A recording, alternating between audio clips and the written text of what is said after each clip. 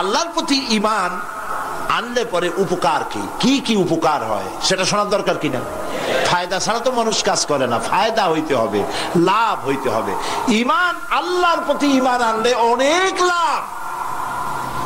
তার মধ্যে কয়েকটা লাভের কথা আজকে আমি বলবো ইনশাআল্লাহ। বলেন ইনশাআল্লাহ, বলবো কিনা?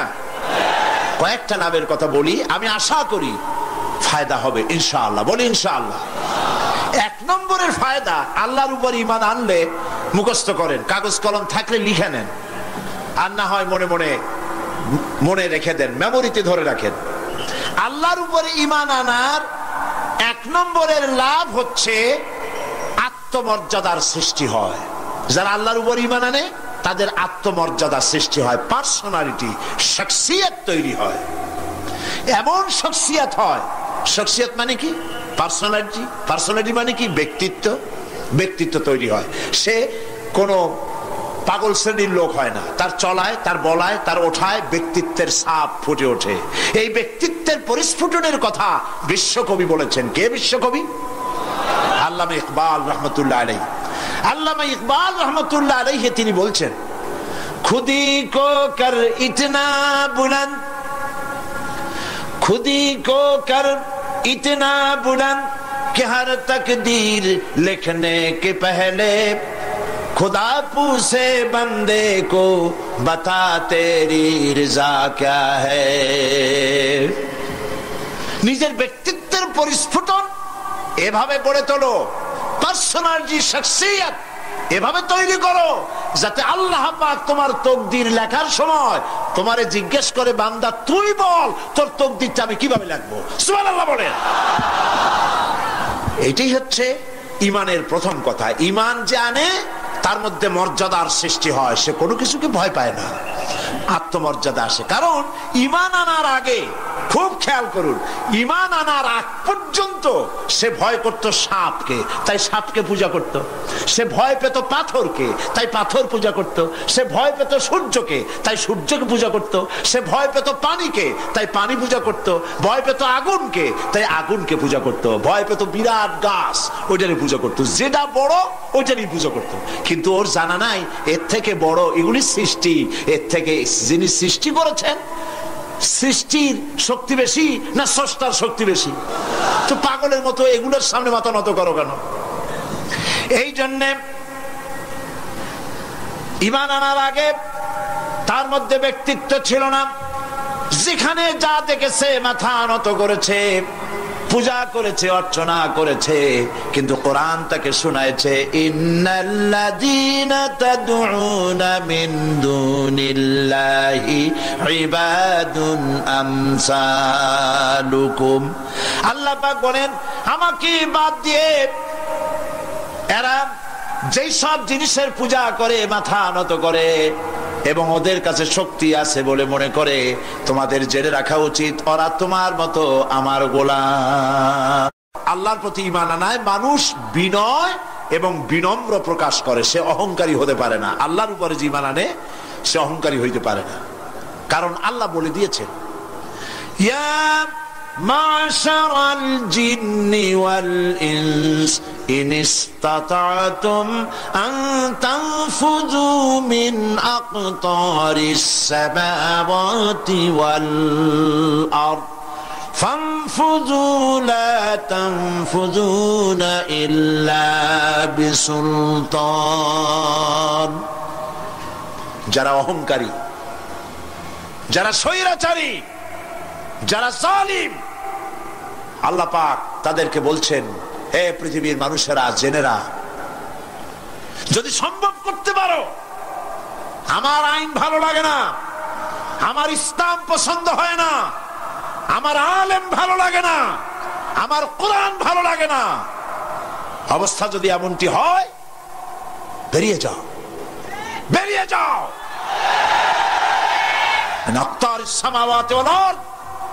আমার সার্বভৌমত্বের ভেতর থেকে, আকাশের নিচের থেকে, জমিনের উপর থেকে বেরিয়ে যা। ফানফুযু লা তানফুযু ইল্লা বিসুলতান। কোথায় যাব? পালাবার জায়গা নাই, বেরোতে পারবে না। আকাশ আর জমিন দিয়ে প্যাকেট করে রেখেছি, পালাবার জায়গা নাই। কোথায় যাইবা? জুলুমের হাত যত আছে করতে থাকো, আর আল্লাহ রাব্বুল আলামিন দেখতেছেন। সুতরাং ইমানদার ব্যক্তি, তার মধ্যে বিনয় আসে, বিনম্র হয়। সে পয়সা করে আসে বলে অহংকার করে না, কারণ আল্লাহ বলেছেন ওয়াল্লাহুল গানিয়্যু ওয়া আনতুমুল ফুকারা। আল্লাহ সাফ বলে দিয়েছেন আল্লাহই হচ্ছেন কারো মুখাপেক্ষী নন, সম্পদশালী। আল্লাহর কোন সম্পদের অভাব নাই। ওয়া আনতুমুল ফুকারা, দুনিয়ায় তোমরা যা বাস করো সব ফকিরের গোষ্ঠী, কিচ্ছু নাই তোমাদের। তোমাদের জাতি খাইয়া শেষ করে ভালো, আর আমার কাছে যা আছে আমি শুধু দিতে থাকি, আর ভাণ্ড শুধু ভরাই থাকে, মোটেও খালি হয় না। সুবহানাল্লাহ। কাজী মোমেন বান্দা সে অর্থ এবং বৃত্তের অহংকার করে না, বিদ্যার অহংকার করে না। অর্থ বৃত্ত কত আছে তোমার, কয় টাকার মালিক? আল্লাহ যদি ইচ্ছে করেন ব্রেনের ভিতরে যদি টিউমার ঢুকায় দেন, ব্রেনের একটা নার্ভ আর একটা নার্ভের সাথে জড়ায় দেবেন, জায়গা হবে কোথায়? হেমায়তপুর। হেমায়তপুর কোথায়? কাছেই, পাবনা। সুতরাং আল্লাহ পাক ইচ্ছে করলে এটা করে দিতে পারেন, পারেন না? খুব করতে পারেন। হার্টের ভেতরে ক্যান্সার দিয়ে দিতে পারেন, 14 গোষ্ঠী বিক্রি করলো ডাক্তারের পয়সা হবে না, পারেন না আল্লাহ পাক? পারেন কি না? পারেন। সেই জন্য যত বড় ধনী হোক, পয়সার মালিক হোক, আল্লাহর উপর ঈমান আনলে বলে যে গুণটা হয়, সে অহংকারী হয় না, বিনয়ী হয়।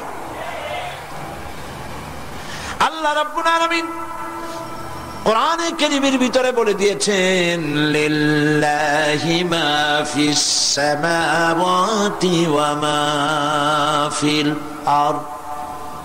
যারা সামান্য একটু রাজত্ব পাইয়া ছোট্ট ছোট্ট একটা দেশের প্রেসিডেন্ট, প্রধানমন্ত্রী, কি হনুরে, এরকম একটা ভাব। আর্মি হাতে, বিডিআর হাতে, পুলিশ হাতে, যা খুশি তাই করি না। আল্লাহ পাক বলছেন লিল্লাহি মা ফিস সামাওয়াতি ওয়া মা ফিল আরদ। আকাশ আর জমিনের একচ্ছত্র মালিকানা কার? চিল্লায় বলুন আল্লাহ পাকের। সুতরাং তুমি মাতবাড়ি করিয়া কদ্দুর পারবা? বেশি দূর যেতে পারবে না। গ্রামে গোয়াল আছে, গরু রাখে যে জায়গায়, ওই জায়গাটার নাম কি? গোয়াল। গভীর রাত্রে গরুর মালিক শুনতে পাচ্ছে গোয়াল ঘরে খুব শব্দ হচ্ছে। রাখালকে ডেকে বলছে দেখতো কি, কিসের শব্দ? কয় যে দেখে এসে জবাব দিচ্ছে যে গোয়ালে যে 60টার শিং মোটা, তার গুতার চোটে ওই গোয়ালের মধ্যে যত গরু আছে কেউ টিকতে পারতেছে না, খালি গুতাইতেছে সমানে। মালিক কয় যে দীর্ঘদিন থেকে দেখতেছি এটার গুতার চোটে সমস্ত গরুগুলি অস্থির হয়ে যাচ্ছে, যা একটা মোটা দড়ি দিয়া, খাট্ট একটা দড়ি দিয়া খুঁটির সাথে জড়াইয়ে বাঁধতে রাখ গলাটারে। মোটা একটা দড়ি দিয়া গলার সাথে খুঁটির সাথে যদি বাঁধতে দেয়, এরপরে খালি ফোঁস করতে পারবে, গুতাইতে আর পারবে না।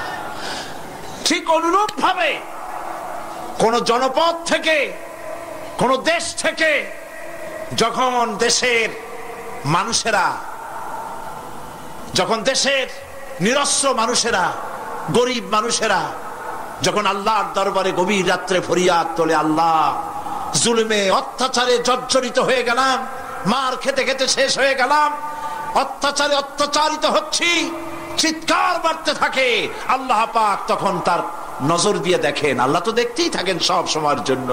আল্লাহ পাক কার কারণে এগুলি হচ্ছে আল্লাহ পাক টের পান। শিং কারো কারো মোটা হয়েছে, আজরাইলকে পাঠায় দেন, যাও খাটো দড়ি দিয়ে বাঁধে থো।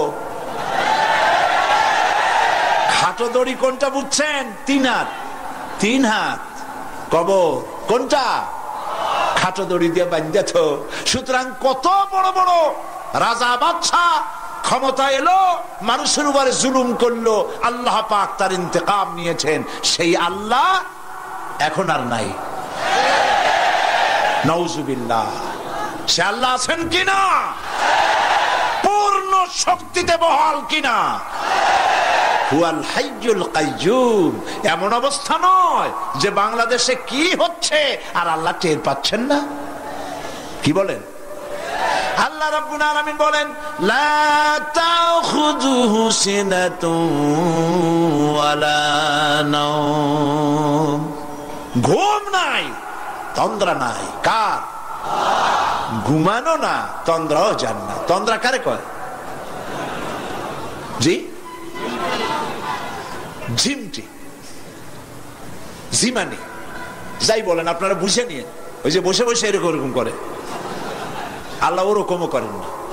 ঘুমো নাই, তন্দ্রাও নাই। হযরতে মুসা আলাইহিস সালাম বলছিলেন যে আল্লাহ তুমি নাকি ঘুমাও না। মুসা আলাইহিস সালাম তো খুব আদরের নবী, আল্লাহ পাকের খুব আদরের নবী, দারুণ আদর। আল্লাহ পাক বলছেন মুসা আমি তোমারে আমার জন্য বানাইছি। সুবহানাল্লাহ। কোরআন শরীফে আছে আল্লাহ পাক বলছেন মুসা আমি তোমারে আমার জন্য বানাইছি। তোমাকে যখন তোমার মা দরিয়ায় ভাসায় দিয়েছিল আমি তোমার বাক্সর দিকে তাকাইছিলাম। সুবহানাল্লাহ। আল্লাহ যদি বলেন আমি তাকাইছিলাম, সুবহানাল্লাহ। তোমারে আমার জন্য বানাইছি। সুতরাং হযরতে মুসা আলাইহিস সালাম তিনি বলছেন আল্লাহ পাককে খুব আদরের নবী, তো আল্লাহ তুমি নাকি ঘুমাও না। আল্লাহ কয় তুমি বিশ্বাস করো না। হযরত মুসা আলাইহিস সালাম বললেন আল্লাহ অবশ্যই বিশ্বাস করি, তবে বুঝি না বিষয়টা কি, বুঝি না কেমনে না ঘুমাই পারে, বুঝি না। আল্লাহ আচ্ছা ঠিক আছে, তুমি যখন বিশ্বাস করছো তখন আর অসুবিধা নেই, বিশ্বাস না করলে মুসিবত ছিল। পয়গম্বর মানুষ তাকে তো বলতেই হবে বিশ্বাস করি, তবে বুঝি না। আল্লাহ কয় ঠিক আছে বিশ্বাস যখন করো আমি বুঝাই দেবো। নিয়ে আসো এক গ্লাস পানি।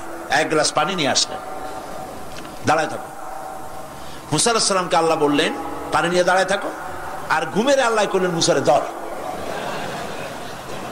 মুসা আলাইহিস সালামের ঘুম এসে গেল।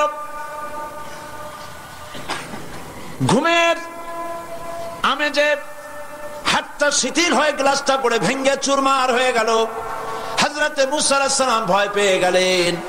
আল্লাহ পাক শোনায় দিলেন ভয়ের কোনো কারণ নাই, একটা পরীক্ষার জন্যই দিলাম, তোমার বোঝার জন্যই দিলাম। তুমি যেমন এক গ্লাস পানি নিয়ে, একটা গ্লাস নিয়ে এক মুহূর্ত দাঁড়াতে পারলে না, ঘুম আসলো আর হাত থেকে পড়ে গ্লাসটা ভেঙে গেল। মুসারে তুমি বুঝে নাও, তুমি জেনে রাখো তামাম সৃষ্টি জগৎ তোমার আল্লাহ আল্লাহ রব্বুল আলামিনের হাতের মুঠার মধ্যে রয়েছে। আল্লাহ রব্বুল আলামিন যদি ঘুমায় যান, এই পৃথিবীর আকাশ এবং জমিনের সব ট্রাফিক কন্ট্রোল আল্লাহ পাক নিজেই করেন। যদি তিনি ঘুমায় যান সব শেষ হয়ে যান। বাংলাদেশে কি হচ্ছে, পৃথিবীর কোথায় কি হচ্ছে তা আল্লাহ দেখছেন না? চিল্লায় বলো দেখছেন না? সে আল্লাহ রাব্বুল আলামিন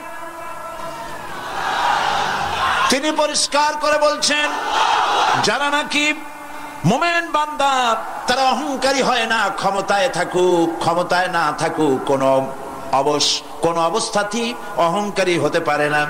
আল্লাহ পাক শোনায় দিয়েছেন যারা অহংকার করে তাদেরকে পরিষ্কার করে বলেছেন ওয়ালা তামশি ফিল আরদি মারহান ইন্নাকা লান তাখরিকাল আরদা ওয়া লান তাবলুগাল জিবালা তুলা ওয়ালা তামশি ফিল আরদি মারহান। খবরদার আমার জমিনের উপরে অহংকারের পদে বড় হেঁটো না। দেখছেন না কত আছে অহংকার করে হাঁটে, জমিনের উপরে জুতা পায়ে দিয়ে মচ মচ করে হাঁটতে থাকে। ওয়ালা তামশি ফিল আরদি মারহা ইন্নাকা লান তাখরিকাল আরদা। তুমি কি তোমার পদাঘাত দিয়ে আমার জমিনটারে ফাটাই দিতে পারবা? বলেন পারবে? যদি শক্তি থাকে দাও লাথি, তোমার ঠ্যাং ভাঙবে, মাটির কিচ্ছু। ওয়ালান তাখরিকাল আরদা মা, তুমি আমার এই জমিনটাকে ধসাই দিতে পারবে না। আর ওয়ালান তাবলুগাল জিবালা তুলা, আর পাহাড়ের উচ্চতা লাফ দিয়ে তুমি ছাড়াই যেতে পারবে না। আমার জমিনও ফাটাইতে পারবে না লাথি দিয়া, লাফ দিয়ে পাহাড়ের উচ্চতাও ছাড়াইতে পারবে না। তো এত লাফাও কেন? কম লাফাও, শক্তি কম দেখাও। আল্লাহ রাব্বুল আলামিন আবার বলেন وعباد الرحمن الذين يمشون على الأرض هونا আল্লাহর বান্দা যারা, সত্যিকারের বান্দা যারা, তারা দুনিয়ার বুকে বিনয়ের সাথে হাঁটে, মাথা নিচু করে বিনয়ের সাথে হাঁটে। সুবহানাল্লাহ বিহামদিহি। তুই আল্লাহর প্রতি ঈমানের সবথেকে বড় লাভ হচ্ছে আত্মমর্যাদা সম্পন্ন বানায়। ঈমান তাকে বিনয় এবং বিনম্র বানায়, অহংকারী বানায় না। আর অহংকার করে তুমি যাবা কই? কদ্দুর ক্ষমতা তোমার? আল্লাহ কোরআন শরীফের বহু আয়াত দিয়ে এই কথাগুলি বলেছেন। আর এটা গেল 2। 3 নম্বরে আল্লাহর উপরে ঈমান আনার, আমি কি বলতেছি বলেন তো দেখি, ফায়দা। আল্লাহর উপরে ঈমান আনার 3 নম্বরের ফায়দা হলো মুমিন ব্যক্তির মধ্যে বীরত্ব এবং নির্ভীক ভাব তার মধ্যে এসে যায়। সে নিজে মুজাহিদ, সে বীর, সে কাপুরুষ নয়। সুবহানাল্লাহ। আল্লাহর উপর ঈমানের কারণে বীরত্ব এবং নির্ভীকতার প্রশিক্ষণ তার মধ্যে তৈরি হয়ে যায়। কারণ মানুষের সবচেয়ে বড় ভয় হলো মৌতের।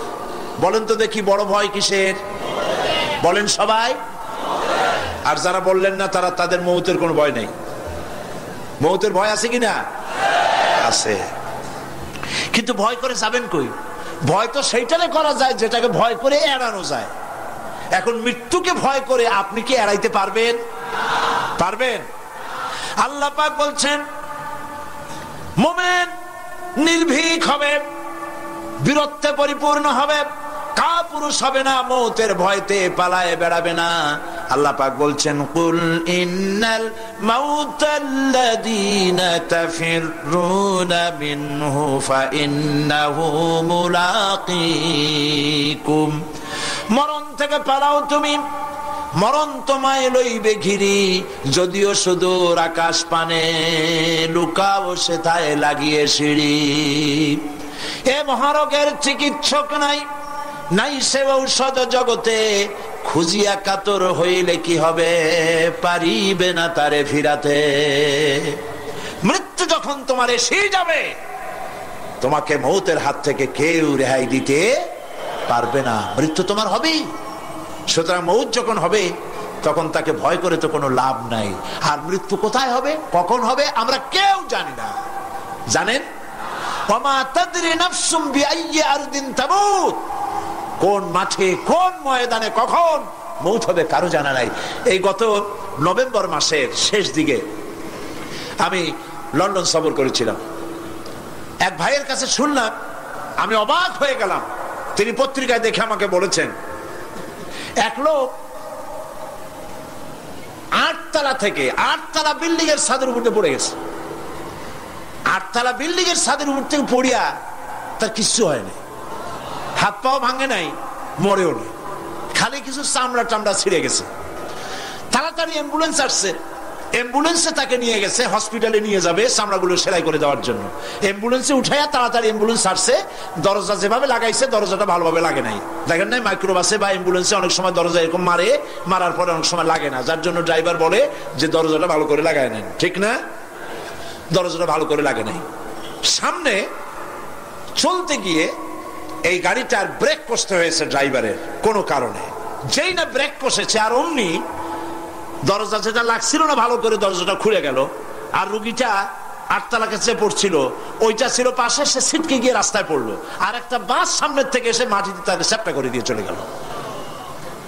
শুনিয়া আমার মুখ থেকে বেরিয়ে গেল আল্লাহু আকবার। বলেন আল্লাহু আকবার। কি আল্লাহ পাকের কি প্রচন্ড ক্ষমতা, কি ইচ্ছা তার। মৃত্যুর জন্য সময়ও লাগবে, জায়গাও লাগবে, দুটো জিনিস এক হতে হবে। আল্লাহর যাকে যে মৃত্যু দিবেন, মৃত্যুর জন্য সময় এবং জায়গা দুটোর কম্বিনেশন হতে হবে। 8 তলা থেকে পড়বে ঠিক, কিন্তু মরবে না। আজরাইল অপেক্ষা করতেছে রাস্তায়, বাস আসবে যখন। 8 তলা থেকে পড়লো, অবিশ্বাস্য ভাবে লোকটা বেঁচে গেল। আর হসপিটালে তার যাওয়া হলো না, গাড়ির দরজা খুললো, রাস্তা দিয়ে পড়লো, আজরাইল দ্রুত তার কাম সেরে চলে গেল। সুতরাং মুমিন ব্যক্তি আল্লাহর উপর ঈমান আনার কারণে দুর্জয় মনোবল সৃষ্টি হয়। কাপুরুষ জীবনে কয়েকবার মরে, সাইকেলের টায়ার বাস্ট হয়েছে শুনে বেহুশ হয়, তারপরে ট্রাকের টায়ার বাস্ট হয়েছে শুনলে কানের তলা ফেটে যায়, বোম বাস্ট হয়েছে আওয়াজ শুনে হার্ট ফেল করে, পাতিশিয়ালের ডাক শুনলে কোনো হুশই থাকে না। এই হচ্ছে কাপুরুষদের কাজ। আর ইমানদার ব্যক্তি এগুলি পরোয়া করে না। তার জানা আছে যে আমার নির্ধারিত সময়ের এক মুহূর্ত আগে আমার মৌত হবে না। তো মৌত যখন আমার জন্য অবধারিত, দুনিয়ায় আসছি যখন, মৌত যখন হবেই, সেই মৌত বিড়ালের মতো হোক তা কি চান? পাতিশিয়ালের মতো হোক তা কি চান? আমি তো বলি যে বিড়ালের মতো 500 বছর বেঁচে থাকার কোনো লাভ নাই, সিংহের মতো 5 মিনিট বাঁচুন। মির্জাফরের মতো 50 বছর বেঁচে থাকায় লাভ নাই, খালিদ বিন ওলীদের মতো, সিরাজউদ্দৌলার মতো বেঁচে থাকুন।